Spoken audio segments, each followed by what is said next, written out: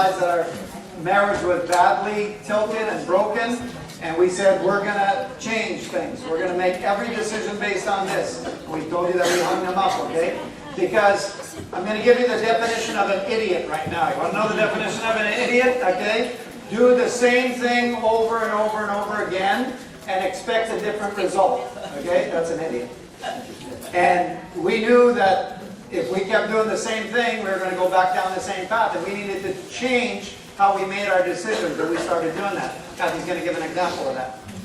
So our daughter, our married daughter, was on line 5. She saw that her sister was on line 3, and she got her nose out and joined about that. And I said, Jessica, what this means to you being on line 5 is that when we call you and we say, okay, we're planning a birthday party or a family dinner, okay, for your brother, what you need to do is you need to say, okay, Mom and Dad, I take this information in, I'm going to talk to my husband, I'm going to talk to Nick, and then I'll get back to you as to whether or not we can be there. Because if she just goes ahead and makes a decision independently in and of herself, to say, okay, well, we'll be there, and to commit her and her husband without talking to him, she's not considering him. And then if he says, for whatever reason, I have this on that day or whatever, and he can't make it, you know, you need to, and so she's gotten very good at doing that, at always considering, and it's just helping your adult children that are married consider that their marriage is a priority, okay? And Kathy explained to her, as a matter of fact, Jessica, you might be on line 5 now on our priority structure, and yes, Rebecca's on line 3 because she still lives here, but we got real good news for you. You got a promotion, because on Nick's priority structure, you're on line number 2. Woo! She's like, whoa, yeah, promotion. Yeah. All about promotion. And I want to just share another example because it might apply to some of you. Our daughter, who is 18 years old and on line 3, because she's still living at home, and some of you still have adult children that are living at home, 18 years old, I consider that somewhat to be adult. Okay? She said we were going to Israel to do ministry at one point. And I had this long face and kind of like, oh, why are you going? You know, like, who's going to cook? And like, I'm going to be all by myself and stuff like that. And I said, you know what? You can invite friends over, you know, and stuff like that. But I'm not going to stay home because you need me to accompany you and just be around the house and cook meals. So that's a very subtle message that if you have adult children that are living at your house that are 24, 26, 28, it's time for, yes, fly, birdie, fly. Like, it's good for them and it's good for you to have their independence. They're going to learn a lot of things. So this priority structure changed the way that we made every decision. We have copies of these that are available for sale today for $5. Or if you're one of those creative people, you can make them yourself. But they're going to be up here on the table afterwards that we're going to be selling. But every decision that we make now runs through this grid, okay? Watch this. Pastor's not there, but watch this, okay? I have heard in churches over and over again, I've been in church almost all my life, okay? On Sunday morning, an announcement is made, okay? And either the pastor or one of the elders gets up and he says, so during the windstorm this week, we had some damage to the roof of our building, and next Saturday we're going to be repairing that. So I need 5 men this morning to volunteer to help us with that. Could I have 5 men, please? And there's 3 men that raise their hands. And he says, I'm not getting down off of this stage until I see 5 hands, okay? I want to see somebody else raise their hand, okay? That's called manipulation and pressure. And so, okay, the service doesn't go on, so Joe Blow at the back, okay, puts up his hand, 4 or 5. Oh, great, good, the Holy Spirit moved, wonderful. So Joe Blow goes in the car and he says to his wife, I volunteered to help fix the roof next Saturday. And she says, I had plans for that. Very important. Very bad priority structure. Very bad. Fixing the roof might not be what God is calling to you at that point in time. I'm not against that. Just make sure that it runs through this grid of consideration. Marriage is not 2 me's. Marriage is us. And all kinds of couples get tripped up on that. Okay? Another example, I play in a softball league. I've been in that softball league for 26 years. In our softball league, there's no replacement players that come from the outside. If somebody's missing, you are replaced with a guy from one of the other teams of the same cut, A, B, and C, okay? So we finished our game, and the second game is going on. We're all sitting around after our game, having a Pepsi and some chips and talking and solving the problems of the world, okay? Oh yeah, Trudeau should do this and do that and whatever, and what men do. And there's all kinds of people there. Our wives are there. There's parents. There's children. There's probably 50 or 60 people in the stands, okay? And Eric, the captain from the other team, comes across the diamond.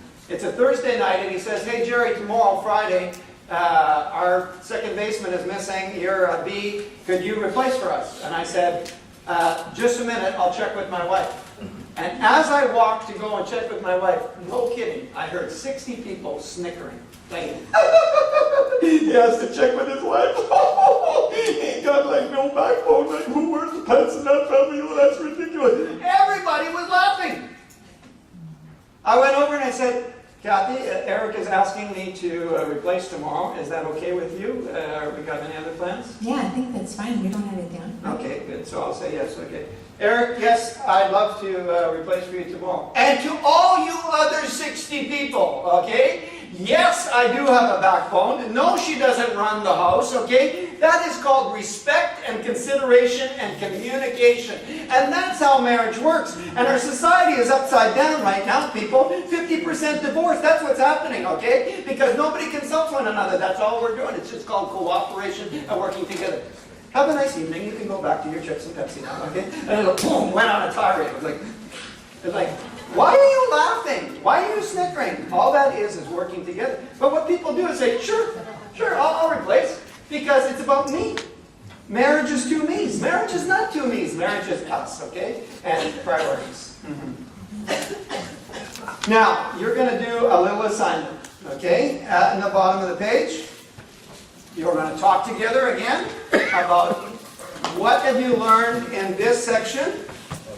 And then, at the bottom of your page, you are going to write down what is your action point. What needs to be changed in your marriage or in your life at the very bottom of that page on priorities. What is the Holy Spirit saying to you right now about priorities?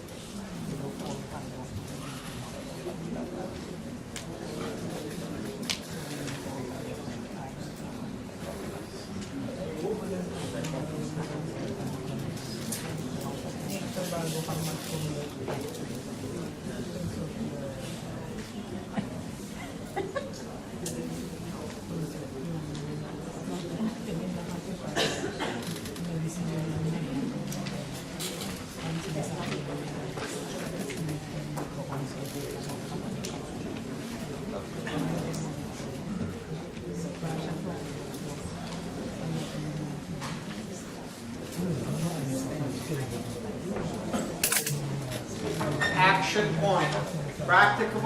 Practical, measurable, doable. This is what's going to change in our relationship. In terms of consulting, in terms of work, in terms of praying together, an action point that God has laid on your heart as a result of this time.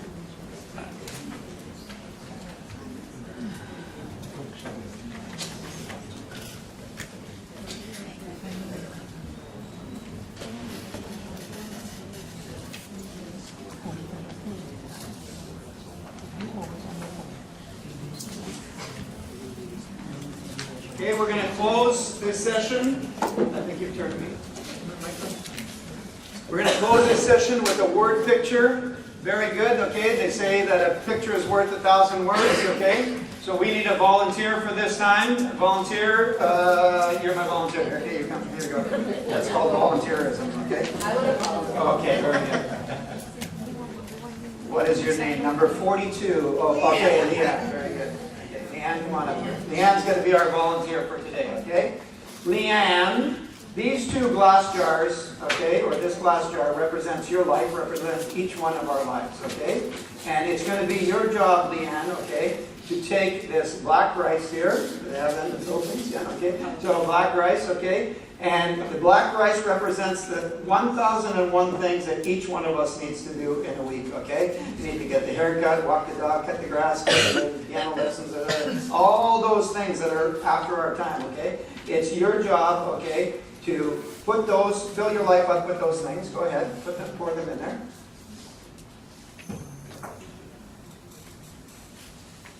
Good job.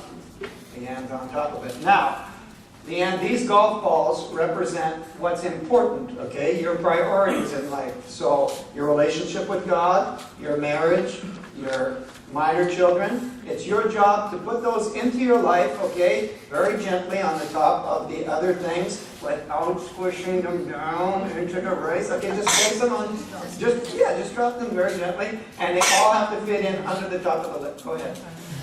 Move over here so they can see it. That's it. Your relationship with God, your marriage, your children, your Christian ministry. Go ahead. Okay, your extended family. How's it going, Leanne? Not very good, huh? Yeah, you're not going to have enough room in there. Let's start over again, Leanne. Back to the drawing board. Okay? Here's what we're going to do, Leanne, okay? We're going to take your life and we're going to take what's important and we're going to put that in there first, okay? So your relationship with God, your marriage, your minor children, your Christian ministry, your extended family, and your work. So we put what is important in our life first. Now you're going to take this rice and try and get it in there. And let's see what happens. You're blocking their view, Leanne. Sorry. Watch this, folks. We've done this 109 times before.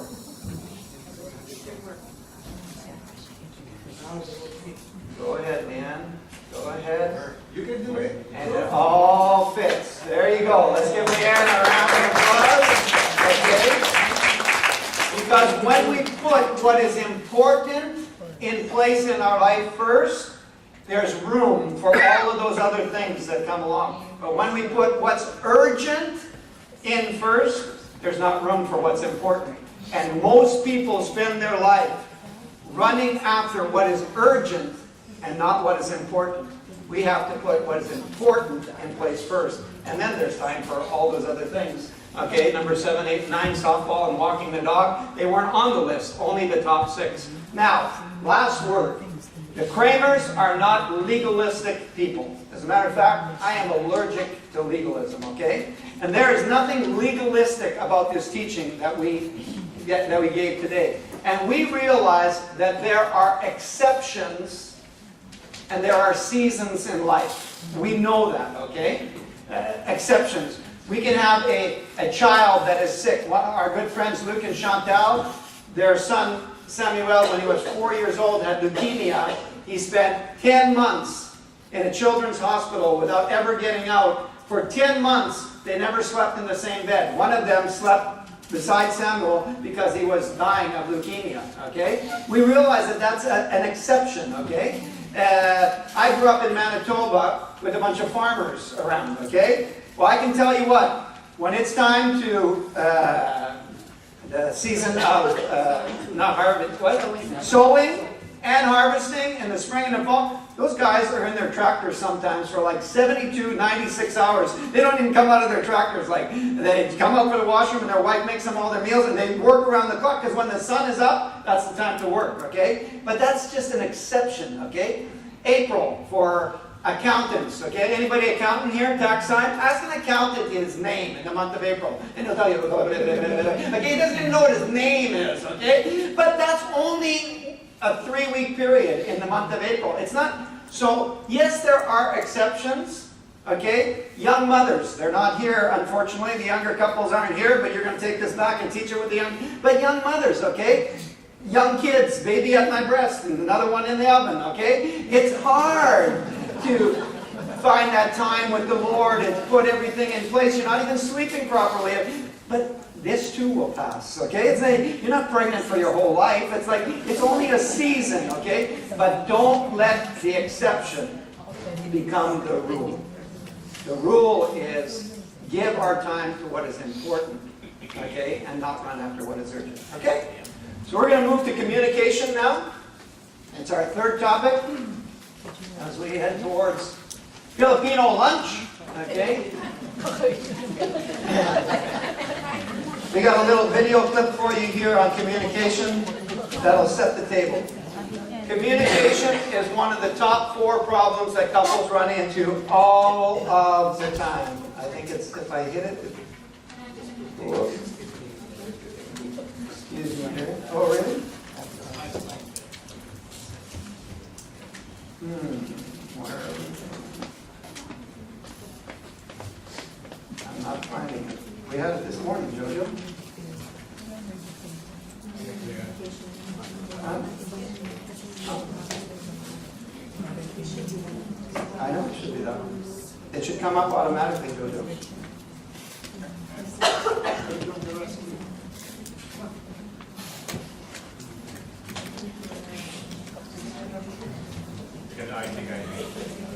Okay, I think it's there.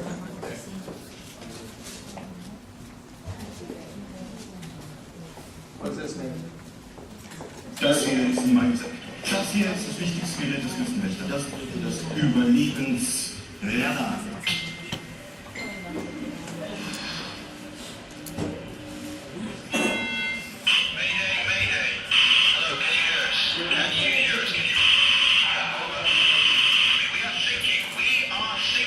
Hello?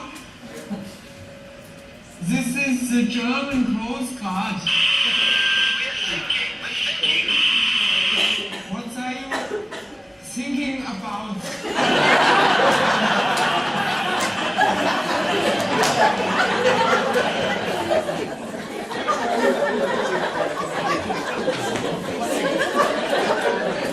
In 60 seconds, that captures communication in a lot of couples, okay? If like we are not communicating and not understanding each other, it's like, it's unbelievable. There are so many books written on communication, so many workshops done on communication, and yet we're so poor at communicating. And it's so important. It's what makes a marriage work, right? Communication. So when we got to therapy, our communication skills were badly broken. And they taught us there a number of principles about communication, and we're going to take the section that they taught us, and we're going to share with you 6 very practical tools, okay, that can help your communication. Now, not all of these 6 might be for you. There might be 1 or 2 or 3, but we're going to go through them, okay, on our way this morning. So, here we go. Number 1. Number 1 is everyone should be quick to listen, slow to speak, and slow to become angry. So the need to listen properly. The need to listen properly. Listening.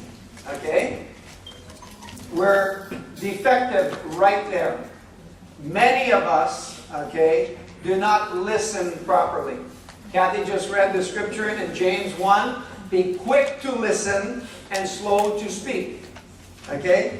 What I inform you, if you didn't realize it in arriving this morning, okay, that God has given you 2 ears and only 1 mouth, okay? That's so that we will listen twice as much as we talk. But if it was proportionate for a lot of us, okay, we would have about 6 or 7 mouths, okay, and 1 ear right in the middle of our forehead, okay? Proportionately speaking. We need to listen and to listen well, okay?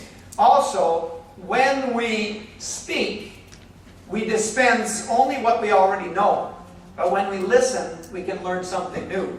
But the problem in arguments and quarrels in couples is that we are not really listening to what the other person is saying. We're trying to ram home our point, like I said earlier. Okay? So what is listening properly? What is proper listening? Pastor Kramer has this little idiosyncrasy about his teaching. I did it at the church all the time. That before I explain to you what it is, I'm going to explain to you what it is not, so that you can learn that way, okay? So, listening properly, or proper listening, is not when the other person is speaking, you are already preparing your reply and your rebuttal. Oh, hello in your head, right? And that's what almost all of us do. They start talking. The Institute for Marriage in Portland, Oregon, okay, it's the biggest institute that studies marriage in North America. They have couples come in and live in a house, and they're their guinea pigs, and they observe them and they film them, so they actually do film their life, okay? And they work with these couples, and after many years of research, they have determined that the average person, male or female, when the other person starts talking, do you know how long we listen for? Somebody give me a guess. 12 seconds. 12 seconds is the maximum amount of our ability to listen before our mind wanders off to something else or to what we're going to say back, right? It's like, I'm just waiting for them to take a breath so that I can jump in there and then I do my rebuttal. But you're not listening to what they're saying, okay? That is not proper listening. Proper listening is not cutting off or interrupting the other person. And it is not thinking of everything that we have to do today or tomorrow, preparing your grocery list as the other person is talking. Sometimes Jerry would say to me, I can tell, by your eyes kind of get a little bit glazed over, that you think you're somewhere else. I'm talking to Kathy like this, and I'm looking at her, and no kidding, her eyes just kind of like go over there somewhere, and I go like, hello, is anybody home? It's like, and she says to me, oh, pork cutlets are on special at IGA. Like, oh, excuse me? It's kind of like, we're not listening properly to think about everything that we have to prepare or do. We're not focused listeners. So yeah, I mentioned before cutting off or interrupting the other person. I had a very, very, very bad habit coming into marriage. It was in my suitcase, invisible suitcase, of cutting off, of not letting Kathy finish what she had to say. Now, there's always a context, there's always a reason, there's always an excuse, right? A lot of people say, well, I'm just like that. Well, God wants us to transform us, to change us, to make us more like Jesus, okay? And I came from a family of 9 children. 7 boys, 2 girls. Testosterone dripping off of the walls, okay? In a 3-bedroom home. 9 kids, 3 bedrooms, dirt poor. My parents had a bedroom, the 2 girls had a bedroom, and the 7 boys, like 5 of us in a bedroom and 2 on the floor type of thing, okay? And at supper table, everybody talked at once. Oh, Filipinos don't do that. Really? Okay. Everybody's talking at once and nobody's really listening. It's like, blah, blah, blah, blah, there's all this noise and everybody talked loud as well, okay? And you find that I talk loud? I told them I do not need a microphone, okay? And I talk fast, talk loud, talk all at the same time and everything like that. And you had to be loud, okay? Because if you weren't, when the break went by, you didn't get any. It's kind of like, so everybody, blah, blah, blah. Anybody seen the movie My Big Fat Greek Wedding? Okay? Basically, that's our marriage. Okay? That's our marriage. It's like her family was Greek, and my uncle Nick, and my brother-in-law Nick, and my son Nick, and blah, blah, blah, blah, blah, and they're doing like roasting goats on the front lawn, and everybody's talking and everything. And he's from a single family. He's an only child. Kathy was raised as an only child in British Columbia with her British parents. The first time that I went to their house for supper, no kidding, you could hear the knife and the fork hitting on the plate. The whole meal. It was like, shh, like library, municipal library. Like, what is up here? Like nobody talked. It was like total silence. It was like, you could hear the little And at our house, Kathy comes into our house from that environment. It's chaotic, that's the word, chaotic. And so everybody's talking at the same time, and you're trying to, like I'm somebody who likes to listen to other people, so I'm listening or whatever, and then somebody else is talking, you're trying to follow all these conversations and not following any of them, and then finally you got such a bad headache that you just go sit in the stairs and just say, does anybody have any Advil, Tylenol, something, it's just not working. And so I would cut Kathy off a lot at the beginning of our marriage, and they even saw that in therapy. This is 27 years into our marriage. And they gave us a practical solution to that. Watch this. Okay. So, yeah, this is they said you need a physical tool, okay, to help you in your communication, because Jerry is the type of person, he's a rapid thinker, okay? And I am a slower, not to say slow, okay, please.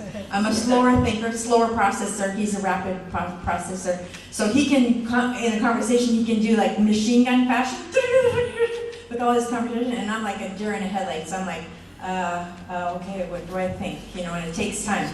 So they said, get a physical tool. We got a paint stick. It's called It's My Turn. And all that means is that when I have this stick, okay, I can take my time to express my thoughts and to really, and it's not to hit, it has to specify this, is not to hit the other person as they're trying to get the stick and, want to talk. But I just say no, just patiently, no. And just let me finish, because I'm still thinking about this and stuff. And so it takes a little bit longer sometimes, but it also, we're never going to be a couple where it's 50-50, where he's going to speak 50% of the time, I'm going to be 50% of the time. At best we might be like 60-40, on a good day. And so that's just the way it is. And so we prepare that, or we have our stick, and we did that, and we actually did that. When we came back from therapy, we did that for at least 6 months. Thank you, dear. So people have heard this, talk about this in our conference, and they go, that's really cute, that little story that you tell about the stick, but you really didn't do that. We did this. We did this for 3 months after our therapy. We would go from room to room and take the stick from one place to another and make sure that we had it so that Kathy could express herself, finish her thoughts, and our communication got much better. Much, much, much better. Now, parentheses, okay? Do not use as your tool, okay, a piece of yarn, okay? Because your thing did not work last night, okay? And you do it, and then you undo it, and then you start over, okay? And then you're finished with the yarn, and you keep talking, okay? This is not a good communication tool, okay? Thank you for proving our point this morning. This does not work, okay? It's far too stressful. This worked, yes, it was stressful. This works very good, okay? And we did it, I remember one time, we did this for 3 months. I remember one time we left our house, we were going to Montreal, we live about 15 minutes north of Montreal, we were going to Montreal, backed the car out of the driveway, turned left on the main street. I said to Kathy, you got the communication stick? She said, No, I don't. Backed up the car, went back to the house, got the communication stick, so that in the car, we would be going like that. We got to Montreal, we were stopped at a red light, Kathy's sitting there and she's talking away. I'm like sitting this. here, I'm trying to express myself, and I look over, and the guy in the car beside is kind of looking like, what are they doing? You know what? It's not important what other people think. It's important that we get communication right, okay? And this helped us a ton, okay? Now, proper listening is also not doing two things at once. Oh, no, Pastor Kramer, you don't understand. I am a woman. I am a multitasker. I have to be a multitasker. No, you are not. Okay? I was a teacher for a long time. And I know that if I'm in the front and I'm talking and they're taking notes or writing or doing something, you are not listening anymore. Look in university. It happens all the time. Oftentimes when I see that you're taking notes, I'm going to stop. Because I want your eyes to be here. Because we can't do two things. So guys, what that means is, when she's pouring out her heart to you, okay, and sharing, and you get up in the middle and say, go ahead, honey, okay, and you walk over to the corner of the room in order to get a log to put on the fireplace, okay, and go ahead, honey, I'm listening, okay. She doesn't want to see your backside. She wants to see the white of your eyes, okay. Communication happens when people are like this. But not only do we not communicate like this anymore, couples try and communicate with this stupid thing. I'm telling you. Texting all the time. Oh, great, we're in better contact. Like we can even talk to each other at work. A couple came to us and they were fighting like crazy, okay? Like fighting like crazy. And he said to me, you know what she said to me this morning? And I said, no, what did she say to you this morning? And he said, wait a minute. She said, and then he wrote, and then he read it. And I said, so she didn't say that, she wrote that. And he goes, no, she said it. And I said, no, she didn't say it, she wrote it. Because when we say it, there's tone, we can see their face, this is one-dimensional, it's just words. Okay? You can do sarcasm on here and it doesn't work at all, or humor on here and the person is like full through, like I'm frustrated with you because nobody gets it. Okay? You can't do that. Communication is eyeball to eyeball. Now, proper listening, proper communication, but proper listening, if you have done it, this is what you should be able to do. You should be able to repeat back to the other person what they just said to you in your own words. You paraphrase what they said back in different words. So that was the second exercise. And their intention. And their intention. That was the second exercise that they gave to us to do, okay? We did that for a number of weeks after our therapy. So we would get in the kitchen, okay? It's a good thing I was a pastor and I could get to the office at 9:30 if I wanted to. I didn't have to punch a clock at the factory. But anyhow, we were there and Kathy would start saying something, okay? Nothing really complicated, 30, 45 seconds, and she'd say, you know, this is how I feel. We could be talking about sex, could be talking about finances, could be talking about the kids. She'd say something, and then the exercise was, before I can, like, rebuttal, I have to say to her, repeat back to her in my own words what she just said.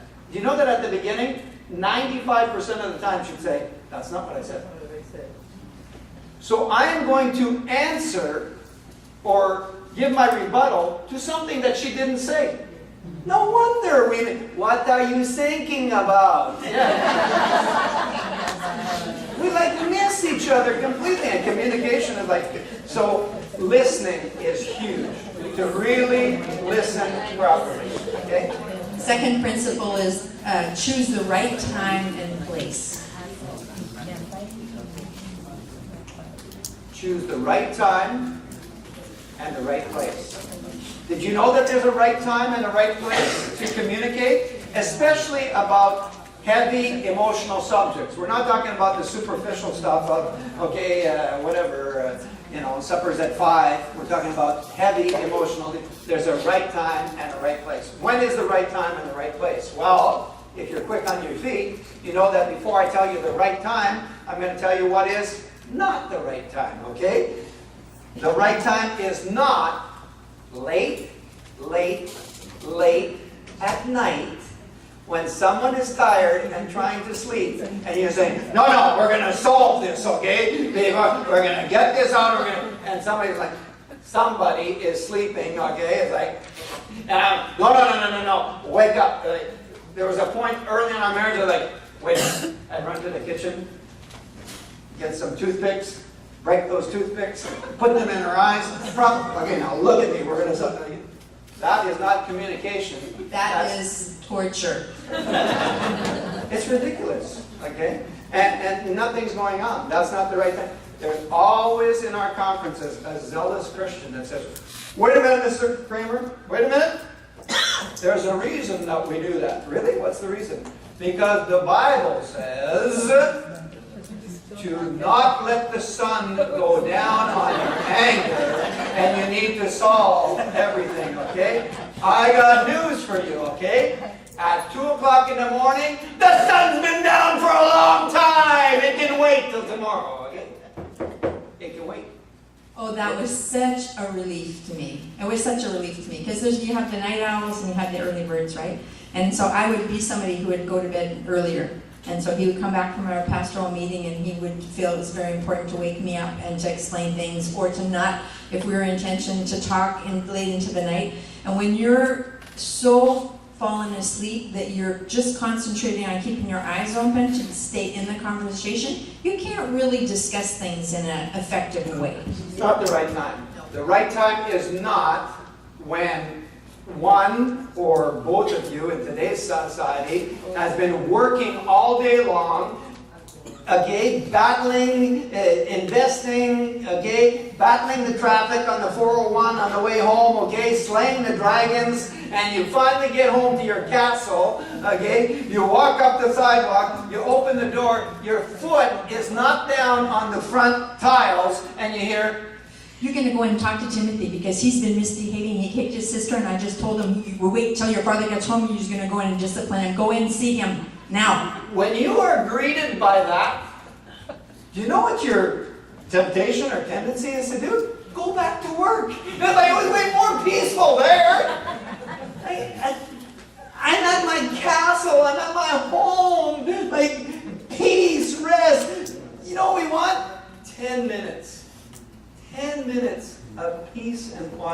That's what we want when we get home. I think you can have a half an hour. A half an hour, whoa!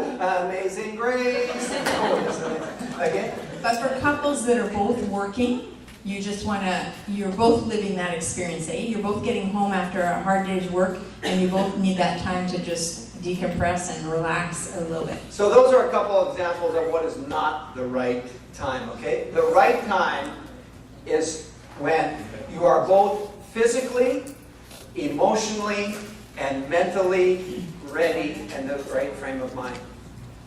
Certain things can wait.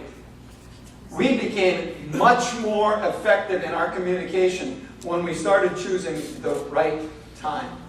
Sometimes we would go on for hours and hours and hours at the wrong time and just get more and more frustrated. And now we just let it ride for a little while. If nobody's dying, it can wait. It can wait a little bit. And then find the right time. Often we've come to a win-win solution in 5 minutes because we say in French, disposé. We're in the right frame of mind. We're in the right soul space. Okay? The right place. What is the right place? Well, I have to tell you what is not the right place. Okay? The right place for profound communication is not, some of you are going to be surprised by this answer, it is not, are you ready? The bedroom. It's not the bedroom. We learned during our therapy, after 27 years of marriage, that the bedroom should be reserved solely and strictly, and both of our memory banks filled with wonderful memories of hugging and erotic, wonderful sexual times together, and just beautiful memories. You know what our bedroom was? Armageddon. No kidding. It's where all of our fights took place. So we always went to the bedroom to fight. Always. There's like blood going down the wall and like flashing. That's where all of our, and they tell us, and we're going like, really? And then I go, well, wait a minute. Like, I might be dumb, but I'm not stupid. There's always a reason, right? Like, we didn't just choose the bedroom like that. There's always a logic to our thing. The reason was, in our home, the bedroom was the only room in the whole house that had a lock on it, where we could lock the door. And so we would say to the kids after supper, Mommy and Daddy have something very important to discuss after supper, so we'd like you to go down and watch The Little Mermaid for the 93rd time, okay? And we just have 10 or 15 minutes, okay? And then we go upstairs, lock the door, okay? And then scream at one another so loud, okay, that the neighbors 4 doors down can hear it. It doesn't do very much to lock the door, does it? They're like, what? And besides, Jessica told us many years later that the 3 of them are on the other side of the door. The bedroom is not the right place. Not the right place. The right place is not the church parking lot on Sunday morning, okay? 5 minutes before the service starts, okay? Oh no, that doesn't happen at Mississauga Family Baptist Church. Oh really? Okay. I don't know why, but I think it's because people say, well, I don't want to enter into the house of the Lord with that on my heart. So we try and solve it between the front door and the church door. So we're screaming at each other in the car, and then we walk in and the greeter says, how you doing? Oh, fine. Yeah.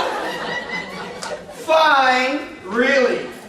You know what fine means? You ready? It's an acronym. Fine means feelings inside, not expressed. Okay? Fine. Okay? It just means we put a mask on. My church office in Terrebonne for over 20 years had a big window that looked right over the church parking lot. Okay? Our service started at 9:30. I would get to church every Sunday morning at 8:30. I would review my sermon notes. I'd do my photocopies. I'd do all this stuff. And then I'd be sitting there and I'd see the families arrive. Oh, wow. Not going really good at the Johnson place this morning. Look at that. You can see that. And like, it's not the time to solve it, okay? So what's the right place? Well, it should be a neutral place where you create a safe atmosphere. It could be possibly taking a walk, because generally speaking, when you take a walk and you're out in the neighborhood, you're more conscious of being out in public and keeping your voice Because down. Mrs. Smith might be looking out those drapes and seeing them, so you try and be civil when you're taking a walk, right? Yeah, that's a neutral. It might be in a restaurant, because again, you're in public, so you're gonna be more conscious of your tone of voice and how you talk to each other. In our place right now, we've made it an office where we have 2 lazy boys or 2 chairs, and we say, okay, when there's important things to discuss, we're gonna go and sit in that room, and that works well for us. But it's very important that it be a neutral place, that you make it a safe place where you're inviting and wanting to validate and welcome what the other person is saying and what their perspective is on the situation, so that you can each share your perspectives and find those solutions that are win-win. So when one of us invites the other one to the office, we know that it's going to be a profound and heartfelt subject, okay? And so we focus and we got each other's attention. Yeah. I don't know if my mic is on, but whatever, it's fine. No, it's good. Number 3. So Go ahead there. third is to discuss one issue or one topic at a time. Okay, I don't know in your notes, which one did we change it? Yeah, discuss one subject at a time. Discuss one subject at a time for number 3. On our PowerPoint here, it's number 4. Discuss one issue at a time.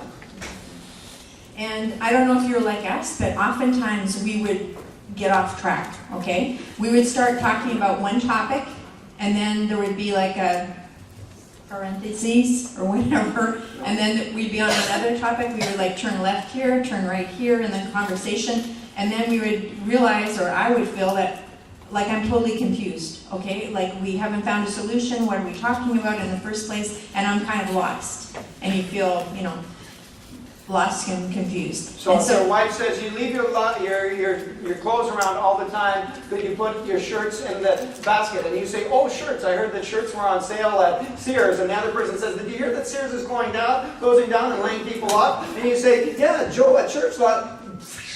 It's like, you are far from the original subject, okay? And a lot of couples can stay on the original subject, one subject at a time. Yeah. And so the exercise that they gave us to help with that was to take a sheet of paper and to write the topic down. I only have 2 of them here, but anyway, so you write topics down, okay? So for instance, Christmas budget.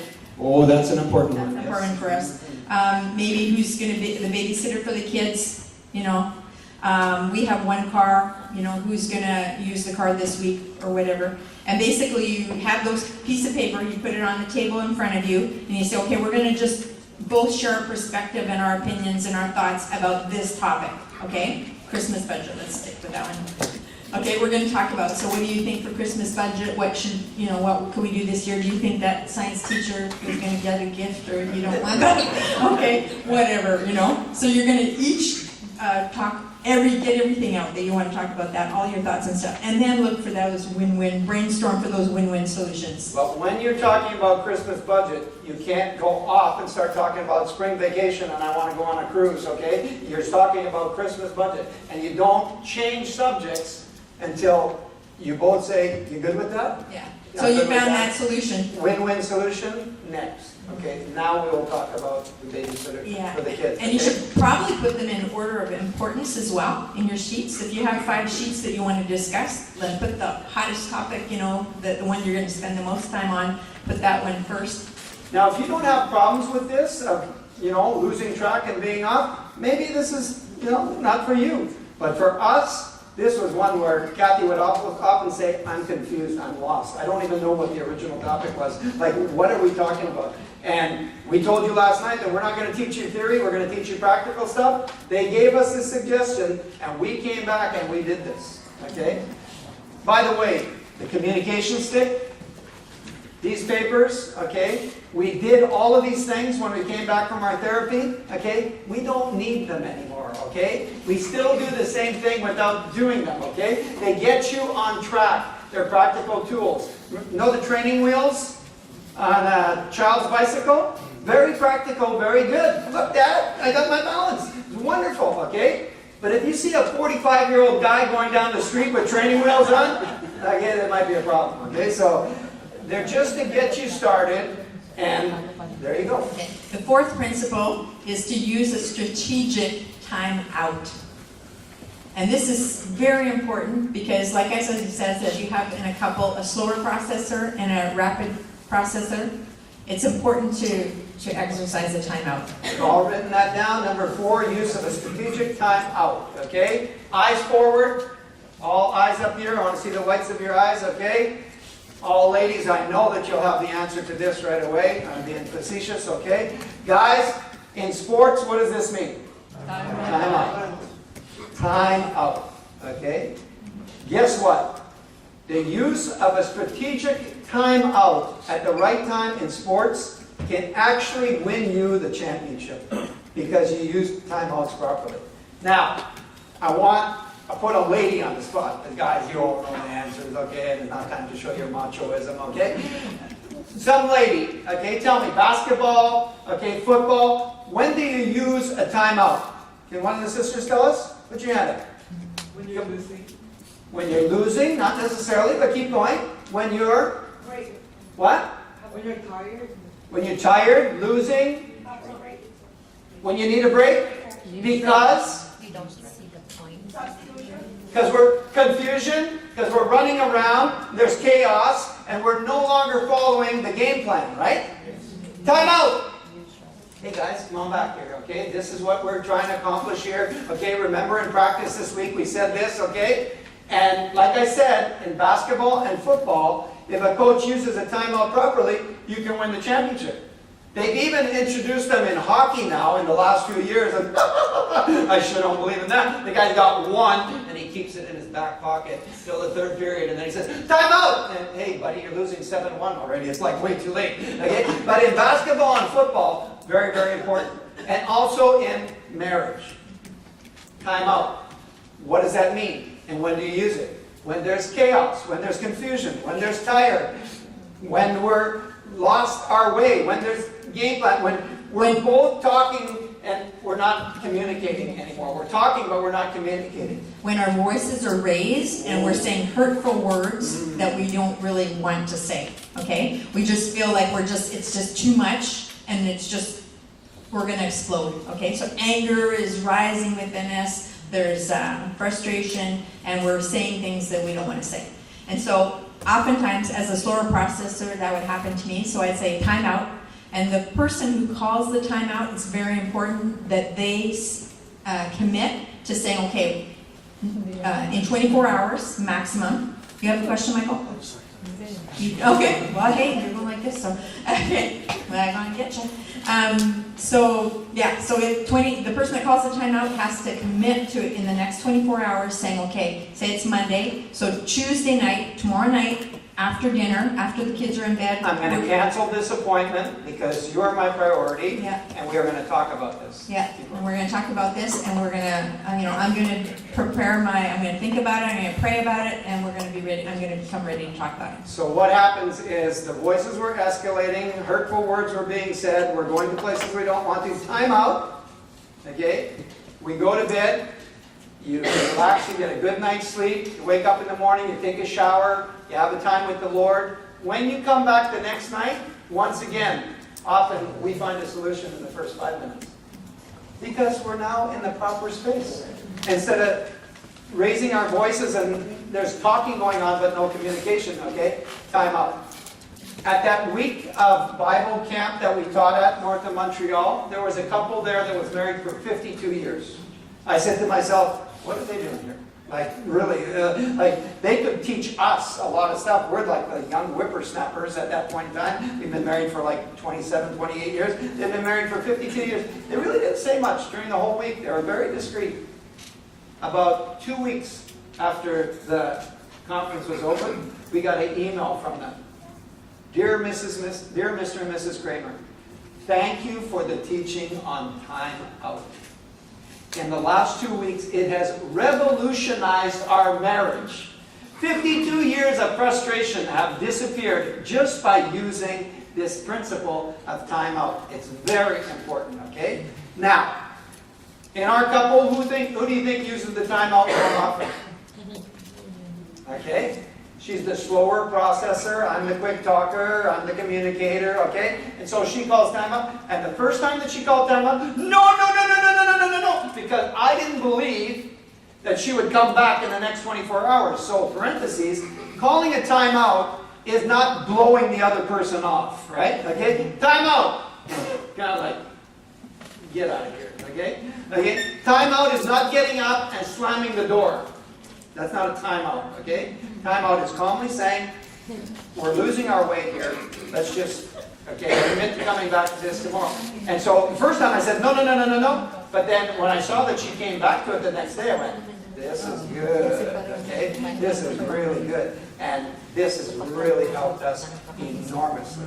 Okay. A fifth principle, or point, would be the different communication languages. Okay? How many in this room speak Tagalog? Yeah, now your hand's not doing up in the air, okay? English, yeah, okay. In our province, it's English and French. Every time we put up this slide, different communication languages, all the people in the audience go, oh yeah, English and French.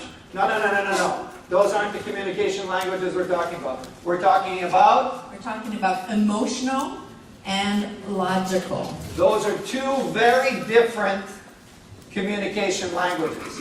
And if you are not speaking the same language and listening the same language, you are going to miss each other. What are you thinking about? Okay? Completely missing each other. Okay? Emotional and logical. As soon as those words go up there in a beautiful shade of blue, teal blue, a lot of your brains are going, oh, okay, I get it now. Okay, women are emotional and men are logical. False. Not true. Don't fall into stereotypes. Kathy and I do not believe in gender stereotypes. All the Christian books, I said Christian books, that say that men are like this and women are like that, garbage for us, okay? In all of those books, everything that's feminine, I relate to all of that stuff, okay? Everything that's masculine, kind of like, guys, more power, okay? And get the grease under your fingernails and hunting and fishing and be a man, okay? I like to have a cup of tea and talk in the kitchen, and I'm every bit of a man, okay? I don't have any sexual confusion going on in here, okay? But these books stereotype us, okay? Mars and Venus, and don't get me started, okay? Don't fall into gender stereotypes, okay? It's not women are emotional and men are logical. It depends on what the subject is. Oh yes, we can both be very emotional and very logical. And you need to make sure that you're talking the same language. Because if she's talking in an emotional voice, and I listen in a logical ear, we're going to completely miss each other, okay? Now, we told you last night that our teaching is going to be very practical. That's the first time that there's been something up there that's been a little bit theoretical. That sounds a little bit like university, okay? So what we're going to do is we're going to give you some very clear-cut examples of what we're talking about, okay? Watch these examples. Kathy, we're going to show you how you miss each other. Kathy is going to say a very simple statement, okay? She's going to say it in an emotional voice, and I'm going to hear it in a logical ear. And watch what happens. Jerry, you work all the time. I work all the time? I got great news for you. At work last week, the foreman was going around, and they're looking for people to cut down their work hours from 5 days to 4 days. And that would be great. I could golf on Fridays. We'd only have 80% salary, but I wouldn't be working as much. Whoa, slow your roll. Okay, just a minute. When she said you work all the time, what was she trying to say? Don't spend time with me. No time for me. I miss you. We're not connected. I want, okay? And I'm giving her a logical answer. I'm solving the problem for her, okay? Look, I can change the schedule and everything, and I'm completely missing what she's saying, okay? Parentheses. We were doing this conference in Sherbrooke, Quebec, and during the break following this session, little old man, cute little old man, about 61 years old, comes up and he says to me, if that's what she meant, then why didn't she say that? And I said, if it was that simple, we all wouldn't be here on a Saturday morning, would we? Yeah, exactly. Because it's complicated. And because we don't always, in our first attempt, say exactly what we mean, especially women sometimes, okay? And so, I need to say, this is what whoa, slow your roll, schedule's 80% salary. Jerry, Jerry, I think just a date night next week would cut it, you know, like, I'd just like to spend some time with you. Okay? So I need to make sure that if she's speaking in an emotional voice, that I'm listening in an emotional voice and I'm not responding logically, okay? Now, second example, to show you gender stereotypes don't work, okay? Kathy's going to say something in a logical voice, and I'm going to hear it in an emotional ear. Ready? Okay. So Jerry, my parents are coming to visit at Christmas. This Christmas. For how long? How long? Well, and then if I respond, on my logical level, How long? How long? if I respond on the logical level and say, well, Jerry, the Bible says, you know, we're supposed to honor our parents, and we have a big house, we have a guest bedroom, we have a fridge full of food. It's like, what is your problem? How long? For how long Yeah. are your parents coming? But if I connect on an emotional level, I say, you know what, Jerry, how long do you feel like you can have them in our house? Parentheses. 1 year, we've been married for about 8 years maybe. She said, my parents are coming for Christmas this year. Oh, great. The Bible says honor your parents. Well, no problem, okay? They arrived on November the 17th, okay, with a one-way ticket with no date of return.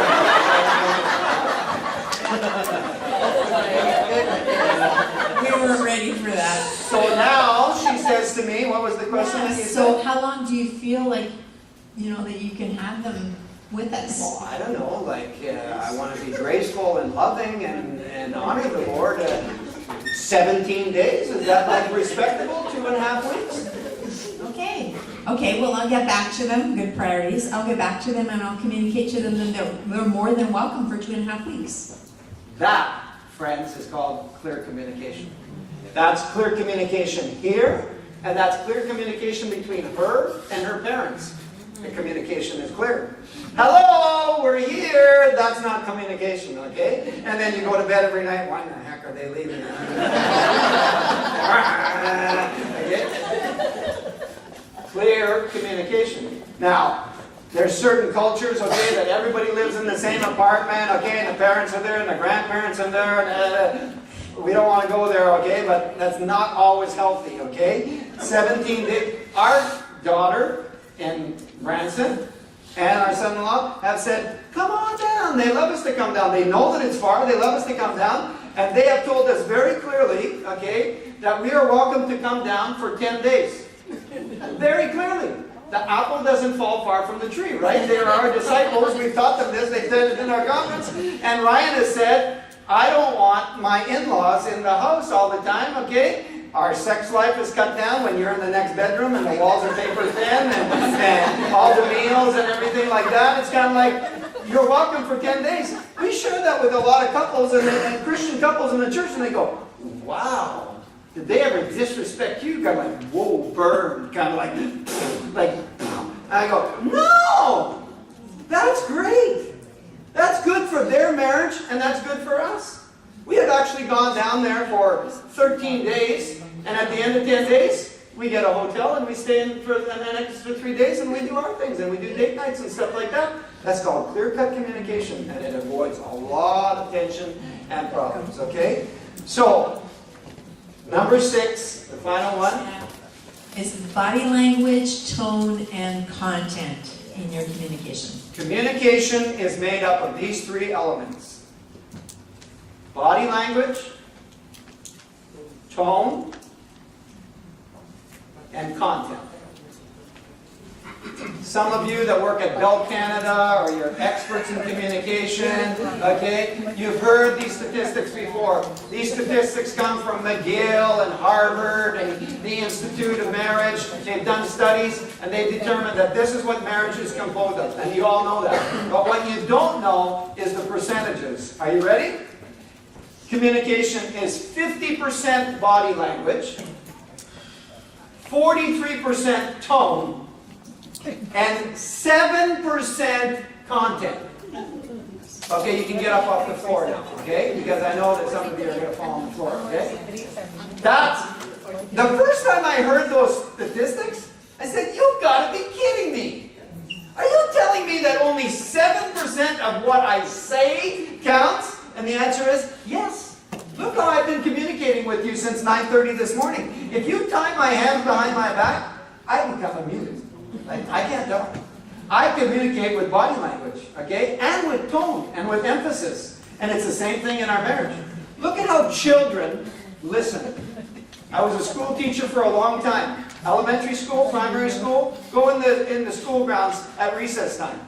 Children don't even listen to what you're saying, okay? They're like this big, and they look up at the teacher like that, and they're looking at body language and tone. They can tell right away by your body language, and it's the same thing in marriage.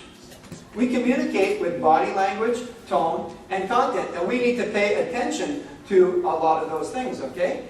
Body language is huge. Okay, let's start with tone. I grew up, I told you, loud, loud, loud, loud, okay, loud. At the beginning of our marriage, we'd be in the car, we'd been married for a year, we'd be in the car, Kathy would repeatedly say, Jerry, tone of voice. I'm just right beside you here. You don't need to talk so loud. she would say, you don't have to yell. And I would say, I'm not yelling. And she'd go, yes, you're talking so loud, I can hardly even listen. I go, I'm not yelling. Kind of like, and so I practiced. We've been married for 37 years. And I practiced with my tone. And I have developed an inside voice. I can talk in things like that. And now Kathy has hearing problems, and she says, what? Could you talk louder? Can you repeat that? We will get there. Lord Jesus. We'll get there, okay? Body language, okay? Body language. Huge, okay? Ladies, your face, okay, talks volumes. Take it away, honey. Yeah, the Lord convicted me about this at one point because I would be talking to Jerry and I would say something and he would say, don't give me that look. And I would go like, what look? Go in the bathroom right now, look at your face in the mirror, that look. And then by the time that I went from there to the bathroom, that the look wasn't there anymore. So it's kind of like you need to take a selfie real quick, put the like freeze, take the picture. But anyway, all of that to say is the Lord convicted me about how oftentimes what's on our heart, what's in our heart, can come through our face, and we can have a very disrespectful look, kind of like, you idiot. I think you know what I'm talking about. Maybe you've experienced that in your... Ladies, listen up, okay? And I'll combine tone and body language, okay? If I'm downstairs and I'm puttering around working on something downstairs, and I hear Kathy say, Gerald, come here. Gerald? Where's my name tag? Is my mother in town? It's like, on my birth certificate, it says Gerald, okay? But everybody calls me Jerry. I've always been Jerry. But if she says, Gerald, I know, right there, like, run, kind of like, okay? Gerald, can you come here, okay? In 37 years of marriage, so I come up the steps sheepishly, okay, Gerald, okay? So I come up slowly, and I go into the kitchen, and she's waiting for me, okay? With her hand on her hip like this, okay? And her finger pointed towards me, okay? Slightly crooked, okay, like Captain Hook and Peter Pan, okay? Giving me the finger, okay? And in 37 years of marriage, with this body language, she has never said, Gerald, get in the bedroom, I want to make love to you. This body language, okay, says, you twit. Like, what? Like, just your whole body language. It's like, it's not inviting. It's kind of like, porcupine. And it's very, very, very important, okay? Body language, tone, and content. Write down. You don't need to discuss. Write down or circle which one of these 6 principles has touched you the most, what you need to work on, what your couple needs to work on, okay? During lunch, you can talk about it. Don't get in a fight, okay? And then write down an action point, and then we're going to have a time for questions and answers, okay? Write down an action point. Very, very, very important.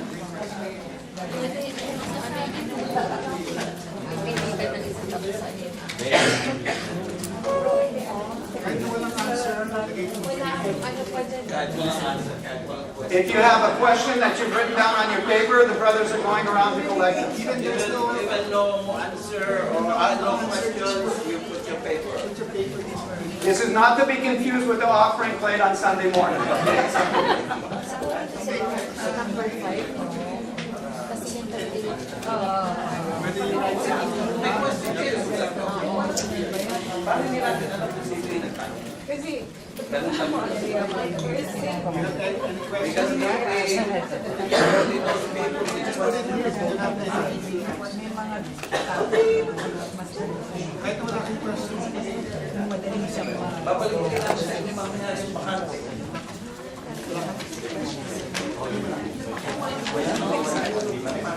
Do not leave here today without writing down an action point in your communication, or you will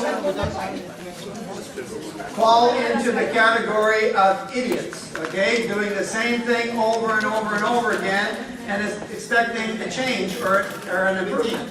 You need to write down an action point and say, we've been married for this many years and this is badly broken.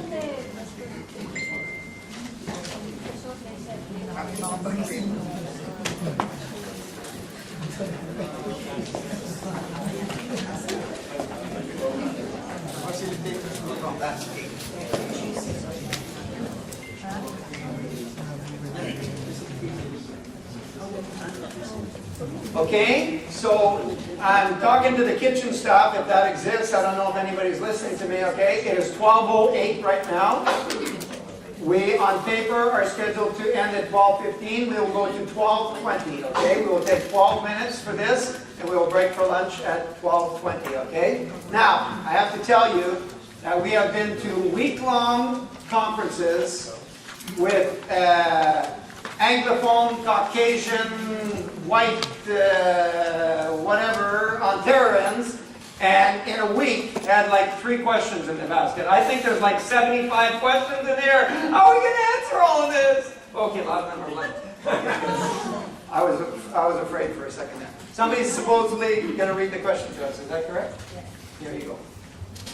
So, Pastor, you talked about how, give, I guess, a timeline as to when you're going to get back when you call up timeout. Yep. So the question is a few days okay before you talk about an issue or talk about the fight because you or the other is not ready yet? So I know you suggested 24 hours, but I'm sure it's not a... No, hard and fixed. 48. No more. 48 hours. 48 hours. After that, you can easily forget where you were in the conversation. And so ideal is in the next 24, but 48, no problem. If, on Monday we have a Bible study commitment or something like that, but it can't be the next week. You've lost the flow of what you're doing.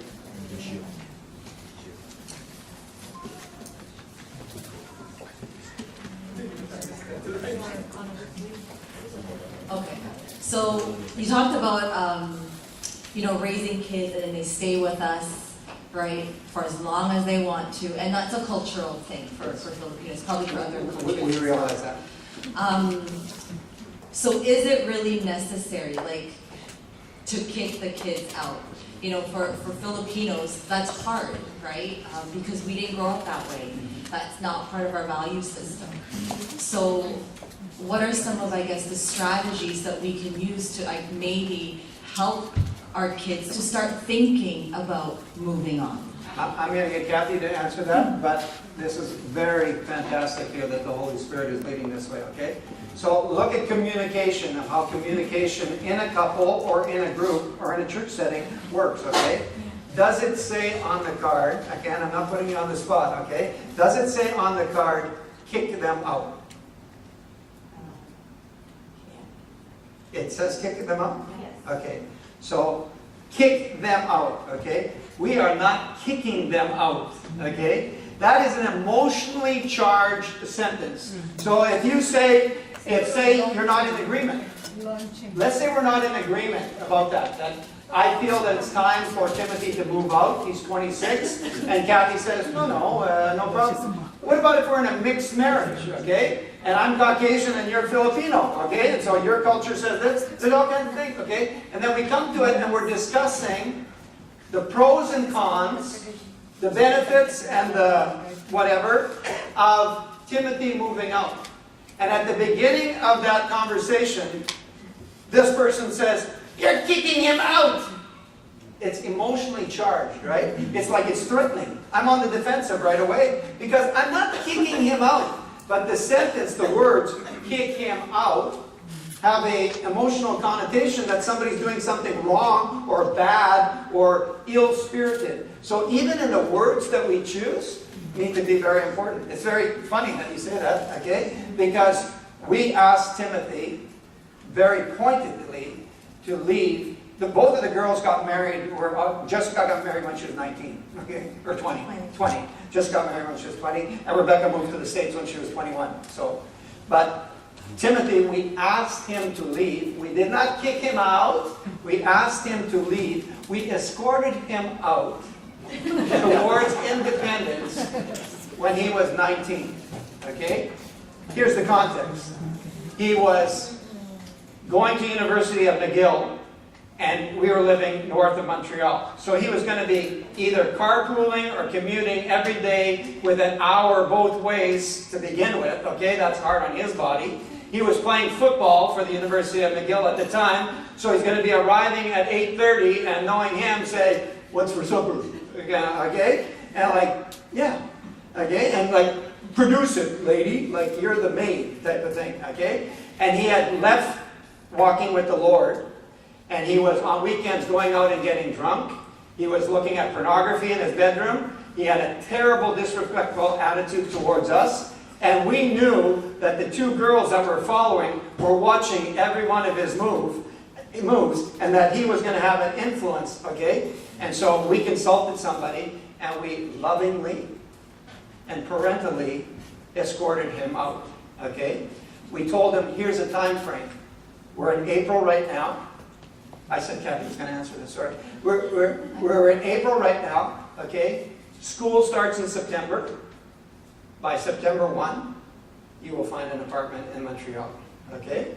And then we did a couple of very loving parental things. Yeah, well, we helped him find an apartment, and we helped him with dishes and things like that to set up at home in his apartment. So we made curtains for him, went over, hung his curtains. We all went over, the five of us, cleaned his apartment, said we'll come over and visit you. Every time he came to our place, hey, there's leftovers, you want to take the leftovers, go ahead. We were not kicking him out. We were moving him towards independence, okay? This is a guy who, in terms of finances, personal finances, like, but the zero, less than zero, okay? It's like, I did his taxes every year. There's lots of parents that do things for their kids that they're supposed to be doing for themselves, okay? And so one year I said, sit down beside me and I'll explain how this works. He goes, taxes are stupid. I go, really? So how do we run our hospitals and our airports and taxes are stupid. Like if we have a deficit, we just print up more money. Like in Monopoly? Yeah. Like zero interest out of the thing. We did everything for him, okay? They need to learn how to pay bills, how to save, because some of these kids are getting married and they've never done any of this stuff. They just go and buy new furniture and do this and do that. They're in debt. There was a couple that came to us that were married for 3 years. They had $62,000 in debt. and that's not. I'm not talking about their house, their mortgage. I'm just talking about, hey, let's go to Mexico. No money? Who cares? So we were helping move him towards independence. So I think you need to see it as a perspective that you're helping your future daughter-in-law, son-in-law by helping your son or daughter to move out. I think that you need to, maybe as a church, brainstorm together to say, because the economical situation here in Toronto of how much it costs to live on your own is very, very expensive. I mean, I was floored when I talked to the group in Muskoka and how much it was going to cost. But now, you know, there was a brother that said last night or whatever that he bought a duplex and that was helping his daughter to live there and while she was going to university. And also he was renting it out to other students and stuff like that. So there's maybe creative ways that you can help the next generation to be more independent without doing it all for them, to help them to be autonomous, to learn how to pay bills, make their own meals, and do all of these things. Yes. So basically, if we, what's the word that I'm looking for? If we add on to a little bit of the question, if we digress from the question a little bit, okay? What we're saying is that our adult children should be on line 5 and moving towards independence. There's no hard and fast rule. The big thing at 19 for Timothy was his influence on his sisters and his rebellion towards our Christian values. That was not going to fly. That was not going to cut it in our house. I wrote out, before we moved to that, I wrote out 10 rules for our house, okay? There was nothing to do with the Lord in there. It didn't say you need to read your Bible every day, you need to come to church. There was nothing. It was just, you will talk to your mother and your sister in a respectful voice. You will not come home drunk, okay? There were 10 different things. A curfew. There was a curfew There was a there. curfew on there that was not like 11 o'clock, it was like 1:30 a.m. or whatever, okay? And he said, oh yeah, no problem, I can live with that. He signed it, we signed it. He broke all 10 of them in the first 2 weeks, okay? It was kind of like, he had no intention of following them whatsoever. So we escorted him lovingly out towards independence, okay? And he was on line 5, okay? So there's no hard and fixed rule like 21, 22. But I think if they're 27 or 28, there's like some kids that go to university and collect degrees. It's kind of like, oh, I think I'll go back for 3 more years and live on mom and dad's back. Like, that's pretty easy, okay? So what I want to say here is, Larry and Lori have taught this priority structure in over 140 countries around the world, okay? In Africa, in China, in Thailand, in the Philippines, in Laos, in Denmark, okay? All over the world. And maybe in the question and answer period, somebody always says to them, that's North American. That's American. That's not our culture. And by the end of their teaching, they say, there's nothing American or Canadian about that. This is biblical. It's biblical. On these things, there's scripture for each one of them. The Lord, number 1, Genesis 2:24. We believe that this is very scriptural.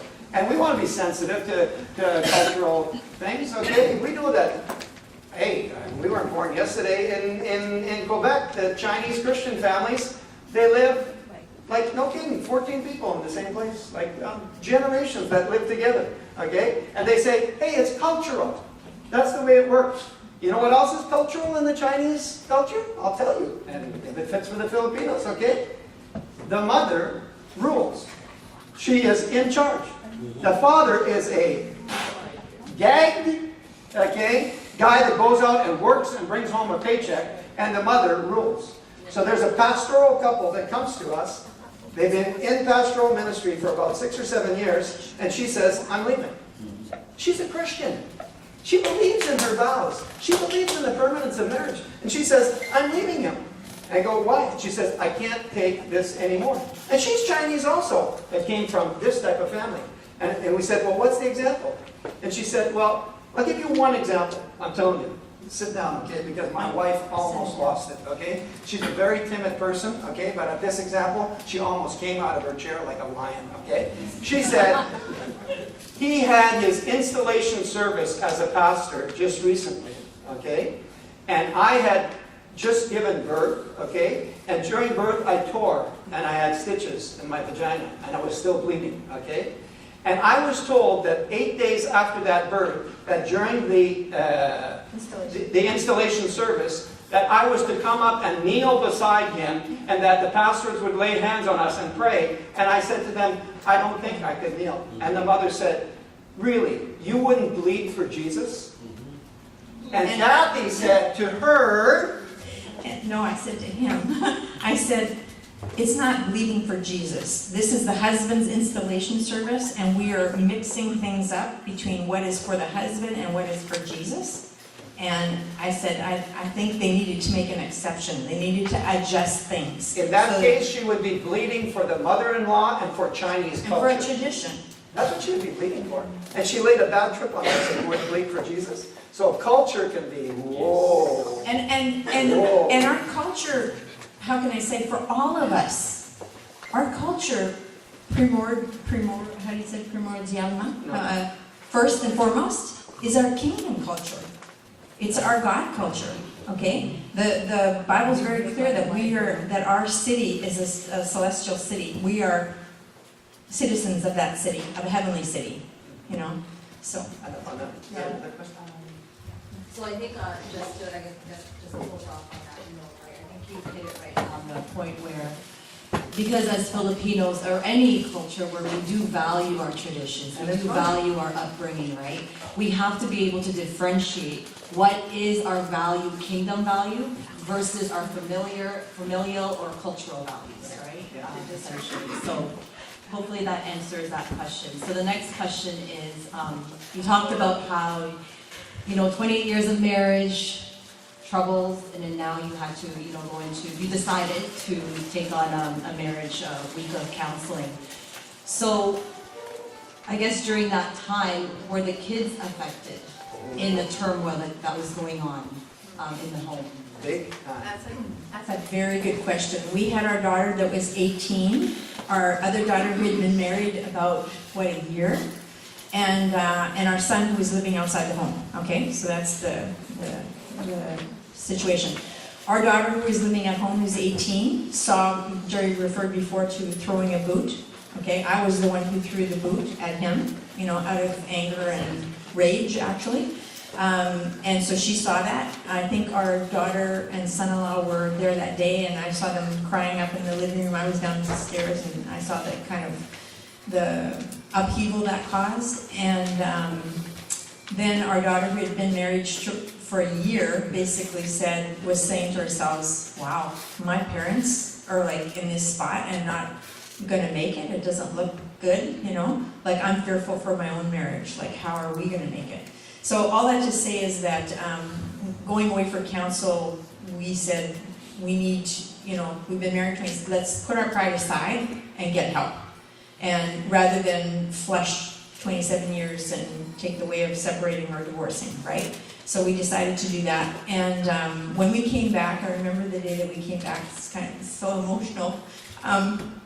Because when it touches your kids, and when you see how it turns them upside down, it's very hard to see that. So anyway, so we went first of all to see our daughter at a Bible camp, and she was a lifeguard there, and we decided we'd go and see her to let her know that we had been for counseling and had really been good, and feel like we were equipped now to go in the right place. I'm good. No, not yet. I'm not finished. And then after that, we saw. And she saw us come out of the car, and she was like really blown away, and we all cried, And then we went to see our daughter and son-in-law at their church on Sunday morning, and when we walked in, he walked up first by himself. Our son-in-law was doing the sound. He walked up by himself, and then he realized that if they saw him come up by himself, that could communicate a certain message. He went back down and he waited for me, and we caught up and we walked up together.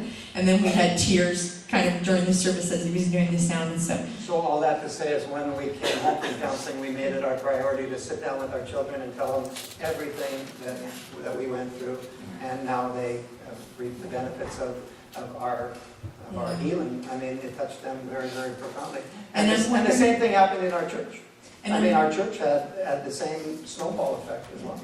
I'm wondering, Jerry had said that our son had turned away from the Lord and he was very rebellious. I'm wondering if what happened in our lives was used by God to bring him back to the Lord, because he did come back to the Lord in the next year.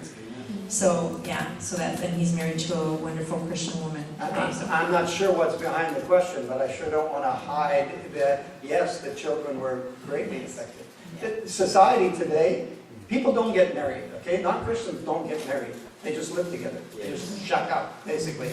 But they still have kids, okay? So they bring in all these kids into the world, and oftentimes they have different fathers and different mothers. The schools are like kaput, like crazy, nobody, okay? And then when they separate, people today say, oh, it's okay. The kids are resilient. They will. They'll adjust. It's not true. There's a little book called It's 62 pages. It's like a booklet. It's called The Divorce Question. And Larry and Lori give that to every couple that is considering divorce. And it just basically goes through, this is what it's going to look like, okay? All the Financial crap that's going to come in financially and Christmas. And people go, oh, really? I just thought it would be like, oh, he's just going to move out. Kids are wounded, deeply. But God has healed our family. 12:25, I'm sure that there's a great Filipino lunch waiting for us. Yes! I think somebody's going to pray, probably. Sorry, no rice. Oh, no rice? Oh. So thank you very much for the first and second session. So we're going to have lunch. We're going to enjoy it.